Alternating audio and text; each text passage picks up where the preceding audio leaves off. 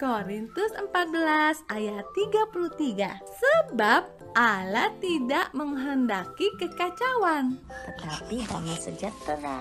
Sebab Allah tidak menghendaki kekacauan, tetapi damai sejahtera. Sebab Allah tidak menghendaki kekacauan, tetapi damai sejahtera. Sebab Allah tidak menghendaki kekacauan, tetapi damai sejahtera. Sebab Allah tidak menghendaki kekacauan, tetapi damai sejahtera. Sebab Allah tidak menghendaki kekacauan, tetapi damai sejahtera. Damai sejahtera. Sebab Allah tidak menghendaki kekacauan, tetapi damai sejahtera.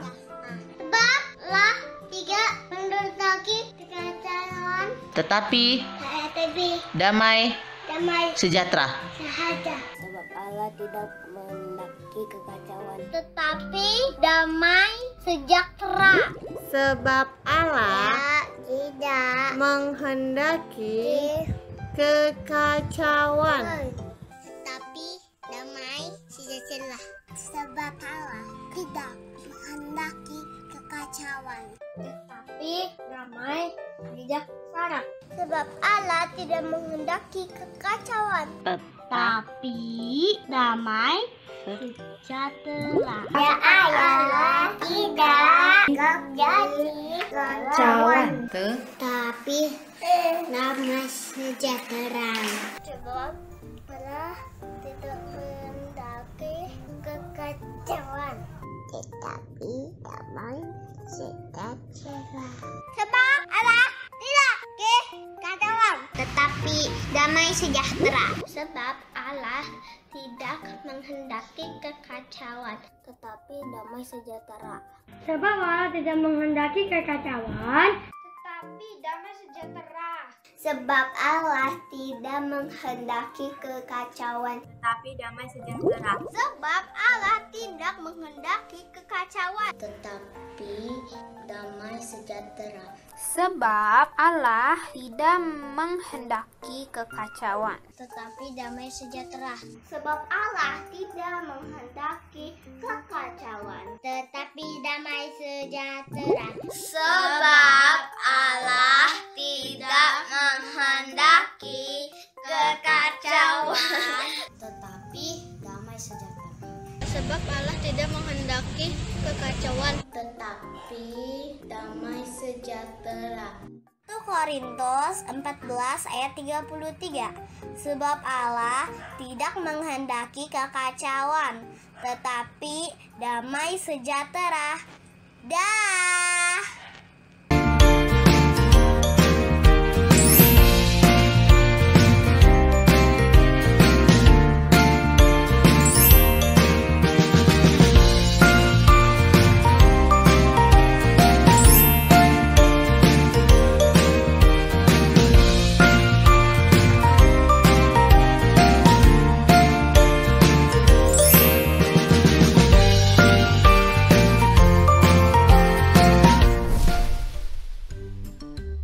Hai adik-adik semua, masih ingatkah minggu lalu kita menyaksikan perjalanan Anto si semut hitam yang berjumpa dengan Bi dan mau bersama-sama menyeberangi sungai? Kali ini Anto dan Bi akan melewati sungai dan hutan. Yuk kita saksikan kelanjutan dari perjalanan Anto si semut hitam menuju orchid. Zzz, wah si Anto kemana ya? Tadi kan dia bersama-sama dengan aku adik-adik. Apakah adik-adik melihat Ento? Zzz. Hah? Tidak. Lalu Ento kemana ya? Kalau begini ceritanya, aku pasti pergi ke orchid sendirian deh. Hei! Hey! Kamu siapa? lebah. Apa yang sedang kamu lakukan di sini? Aku sedang dalam perjalanan menuju ke orchid. Oh, kenalkan, namaku Bernie. Aku baru saja mencari ikan di sungai ini. Banyak sekali ikannya. Aku sudah kenyang. Wah, enak sekali kamu Bernie. Betul Kamu sudah sekali. kenyang. Aku masih lapar, makanya aku mau pergi ke orchid. Wah, kalau kamu mau ke orchid, kamu harus lewatin hutan dulu. Oh iya? Wah, aku takut. Bagaimana kalau aku membantumu? Boleh. Kamu baik sekali, Bernie. Kebetulan, gua aku dekat situ. Memangnya kamu mau apa di goa? Aku mau tidur, sudah kenyang soalnya. Gitu. Ya sudah deh kalau gitu. Wah, sebentar Bernie. Sebelum kita pergi melanjutkan perjalanan ke hutan, gimana kalau kita bermain dulu bersama dengan adik-adik di rumah? Kita mau bermain apa? Bi punya ide. Adik-adik dan juga Bernie, coba lihat di depan sana ada gajah. Wah, apakah kalian melihat ada 5 ekor gajah di sana? Itu dia gajahnya. Iya, ada gajah yang besar dan sampai yang terkecil. Kalau gitu, permainannya adalah adik-adik harus mengurutkan gajah sesuai dengan urutannya. Mulai dari yang terbesar sampai yang terkecil. Bernie bisa tidak? Bernie bisa dong. Wah, gajah yang warna apa ya yang paling besar? Coba kita lihat. Wah, oke, adik-adik di rumah, ini akan menjadi kuis adik-adik ya. Adik-adik bisa melihat dan mengurutkan mana gajah yang paling besar sampai yang paling kecil berdasarkan warnanya. Bagi adik-adik yang sudah mengetahui jawabannya, silakan segera kirim ke grup kelas masing-masing. Nanti untuk 2 orang pengirim pertama yang benar akan mendapatkan stiker Kega. Yeay! Wah, seru ya Bernie. Kalau gitu, yuk kita lanjutkan perjalanan kita. Ayo Bi. Biarkan Bernie yang memimpin. Karena Bernie tahu jalannya menuju ke hutan. Wah, oke Bernie. Ayo Bi ikut. Ayo kita berjalan bersama dengan rapi dan teratur. Oke. Ayo Bi, sebentar lagi Bi. Tunggu Bernie. Sepertinya jalannya ke arah kanan deh. Bi, aku yang tahu jalannya ke sana. Ke kanan? Tuh, itu tidak ke hutan. Di situ ada bahaya. Iya, aku tidak mau dengar Bernie lagi. Aku mau jalan saja ke sana. Nanti lebih jauh.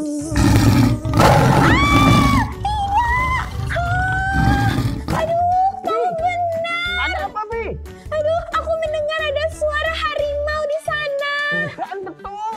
Di sana berbahaya. Iya ya, Bernie, seharusnya aku mendengar dan melakukan perintah otoritas karena kan kamu yang memimpin. Iya. Kalau mau sampai ke hutan, ayo ikuti petunjuk dari Bernie. Iya Bernie, iya. Adik-adik, yuk kita katakan bersama-sama mendengarkan dan melakukan perintah otoritas. Sekali lagi, mendengarkan dan melakukan perintah otoritas. Oke, aku mau dengar kamu Bernie dan melakukan perintahmu. Karena kita adalah anak yang rapi dan teratur. Ayo kita nyanyikan lagunya bersama-sama. Ayo. Hey, hey, hey. Ini aku, anak yang rapi dan teratur. Sekali lagi. Hey, hey, hey. Ini aku, anak yang rapi dan teratur. Ayo kita melanjutkan perjalanan sambil memuji Tuhan. Ayo. Yeay. Kega Warrior, let's go.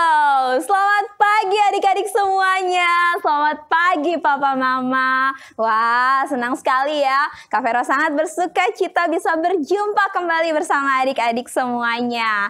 Hari ini, apakah kalian merasa sukacita juga? Oh ya, pastinya ya kita merasa sukacita. Karena apa? Adakah Tuhan Yesus di hatimu? Ada. Mana dia? Ini dia, ini dia, ini dia. Yeay. Tuhan Yesus ada di hati kita bukan cuma hari ini saja tentunya ya, tetapi setiap hari Tuhan Yesus selalu ada bersama-sama dengan kita. Dan hari ini kita mau sama-sama mengucap syukur atas anugerah Tuhan yang berlimpah yang Tuhan berikan atas hidup kita. Mari kita datang kepada Dia. Nyanyikan lagu ini. Selamat pagi Bapa, selamat pagi Yesus, selamat pagi Roh Kudus. Terima kasih Kau berkati aku. Selamat pagi Bapa, selamat pagi Yesus, selamat pagi Roh Kudus. Ku memuji-Mu selalu. Pikiranku, ucapanku, perbuatanku, biarlah selalu senangkan-Mu, Yesus Tuhanku. Tuhan, kami bersyukur. Adik-adik kita bersyukur kepada Bapa. Bapa sangat mengasihi kita. Tuhan, kami mau lebih lagi mengasihi-Mu. Dan penuhilah hati kami dengan kasih-Mu. Selamat pagi Bapa, selamat pagi Yesus, selamat pagi Roh Kudus. Terima kasih Kau berkati aku. Selamat pagi Bapa, selamat pagi Yesus, selamat pagi Roh Kudus. Ku memuji-Mu selalu. Pikiranku, ucapanku, perbuatanku, biarlah selalu senangkan-Mu, Yesus Tuhanku.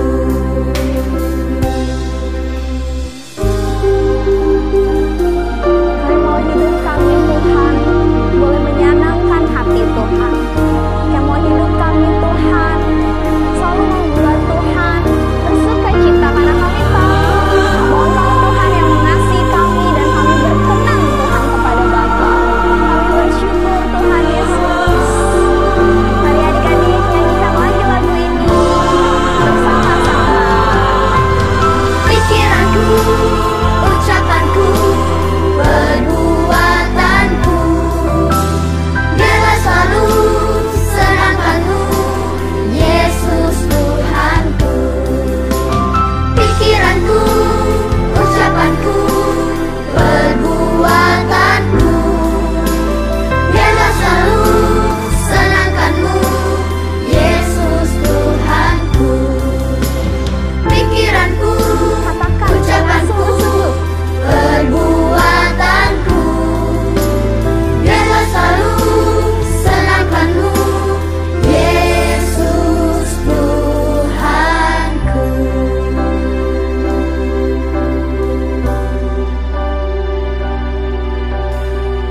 Terima kasih Tuhan Yesus. Terima kasih kami adalah anak-anak-Mu Tuhan. Dan kami percaya bahwa Engkau Tuhan ada di dalam hati setiap kami. Engkau Tuhan yang akan menuntun kami Tuhan hari demi hari. Untuk kami terus Tuhan melakukan apa yang menyenangkan hati Tuhan. Terima kasih Bapa di surga. Hari ini kami mau mulai ibadah kami hanya di dalam satu nama, Tuhan Yesus Kristus. Sama-sama kita katakan, amin. Oke, beri kemuliaan buat Tuhan. Adik-adik, hari ini Kak Vero sangat bersuka cita sekali ya, karena kita bisa bersama-sama memuji dan menyembah Tuhan. Dan sekarang kita mau nyanyikan lagu ini. Sebab Dialah Allah yang besar, Dialah Allah yang hebat, Dialah Allah yang perkasa. Kita nyanyikan lagu ini sama-sama ya. Tepuk tanganmu, ikuti gerakannya ya. Kuat-kuat yang terkuat, hebat-hebat yang terhebat, besar-besar yang terbesar, itulah Tuhan Yesusku. Kuat-kuat yang terkuat, hebat-hebat yang terhebat, besar-besar yang terbesar, itulah Tuhan Yesusku. Yesus yang terbesar.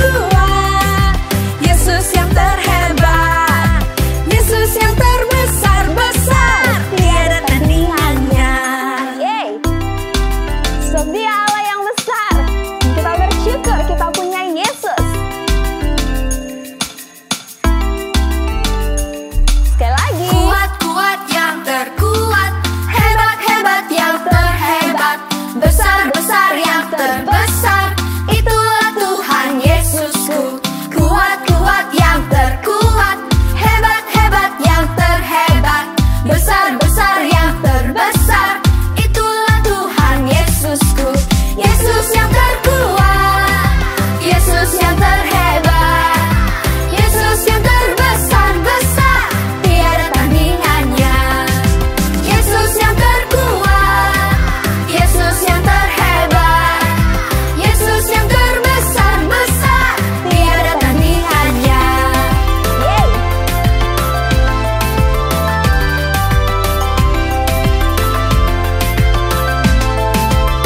Katakan lagi. Yesus yang terkuat, Yesus yang terhebat, Yesus yang terbesar-besar, tiada tandingannya.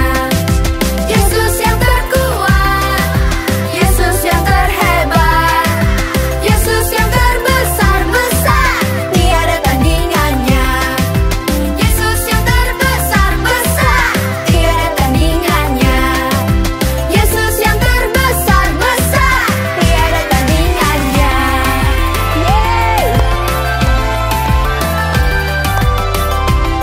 Puji Tuhan. Kami bersyukur ada Tuhan Allah yang besar di hidup kami. Beri kemuliaan buat Tuhan Yesus. Tuhan Yesus Allah yang besar itu adik-adik. Dia Allah yang tidak tertandingi oleh apapun juga ada di dalam hidup adik-adik. Itu yang memampukan kita untuk terus hidup taat dan teratur adik-adik. Dan sebentar kita mau sama-sama mendengarkan cerita firman Tuhan. Adik-adik siap mendengarkan ceritanya? Siap. Kalau gitu mari kita dengarkan firman Tuhan. Kega Warrior, let's go. Halo adik-adik. Wah, kita jumpa lagi dalam ibadah Kega. Ya, tadi kakak lihat adik-adik semangat loh. Waktu memuji Tuhan, menyembah Tuhan tadi bersama-sama Kak Vero ya. Hari ini kita mau siap-siap dengar firman Tuhan. Siapa siap dengar firman Tuhan? Siap semua ya. Oke, kalau gitu kakak mau ajak sekali lagi kita berdoa. Bapa di surga, terima kasih buat hari ini kami mau dengar firman-Mu Tuhan. Pimpin setiap kami percaya apa yang kami dengar hari ini kami boleh menerima berkat-Nya. Dalam nama Yesus kami berdoa dan kami bersyukur. Haleluya, amin. Oke adik-adik, ya, hari ini kita masuk ke dalam pelajaran kedua, pemuritan menggunakan kitab bilangan. Ya adik-adik tetap semangat ya, tetap setia. Nah kakak mau tanya, siapa yang ingat pelajaran minggu lalu? Ya kan? Tentang kitab bilangan, pelajaran 1. Ada yang ingat? Ya, minggu lalu diceritakan bagaimana Tuhan ya memimpin Musa dan Harun untuk mencatat ya jumlah dari laskar Israel. Wow, luar biasa ya. Musa dan Harun bisa melakukannya karena dipimpin oleh Tuhan. Sehingga jumlah orang Israel yang begitu banyak bisa dapat dicatat dengan baik. Nah hari ini kita juga mau belajar hal yang sama. Temanya masih sama, yaitu rapi dan teratur. Nah, kakak mau tanya sebelumnya adik-adik.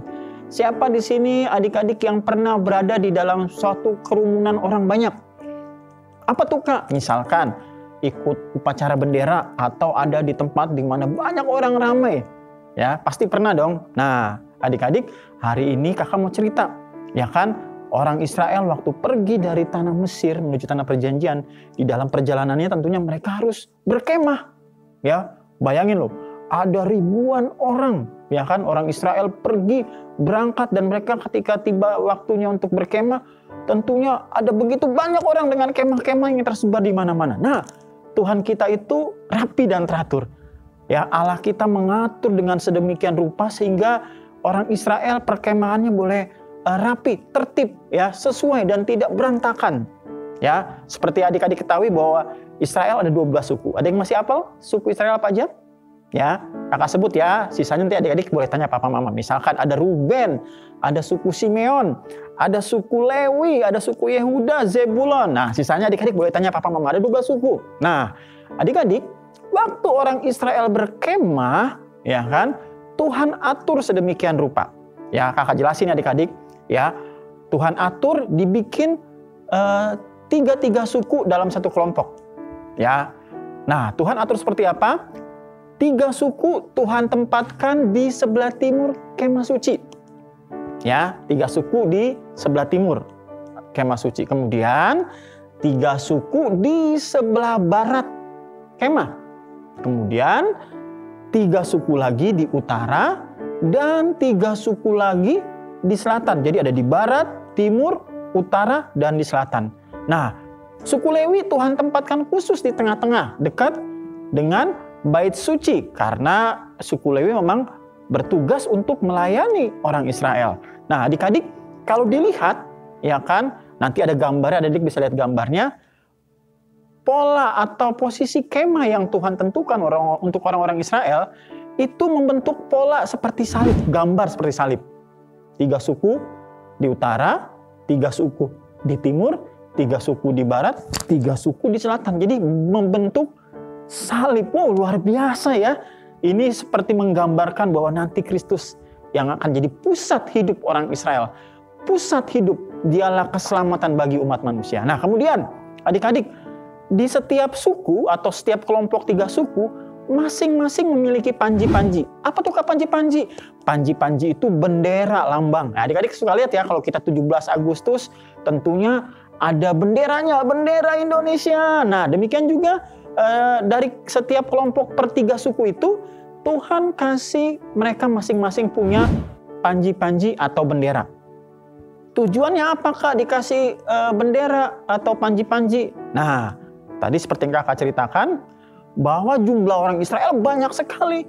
Sekalipun sudah ditentukan kemahnya, ini 3 suku kemahnya di utara, 3 suku kemahnya di timur, 3 suku kemahnya di barat, 3 suku kemahnya di selatan.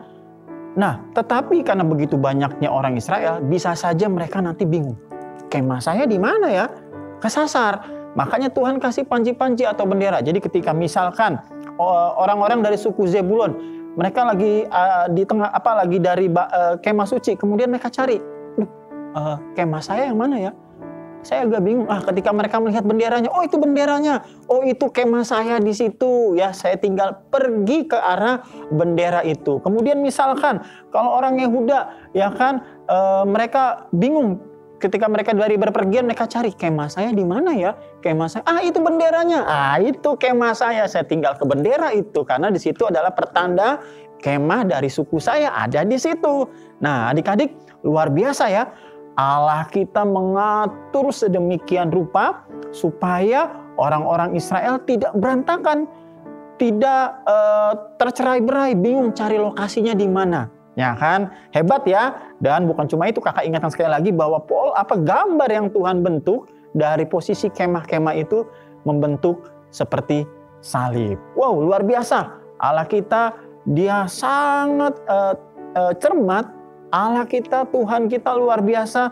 Dia rapi dan teratur mengatur segala sesuatu. Coba kalau nggak diatur dengan teratur, wow, berantakan ya. Nah, hari ini apa sih yang kita pelajari dari cerita bagaimana Allah kita mengatur perkemahan orang Israel? Tentunya kita belajar ya, kita lihat Allah kita rapi dan teratur. Ya, dia Bapa kita. Ya, tentunya kita juga mau jadi anak-anak yang rapi dan teratur.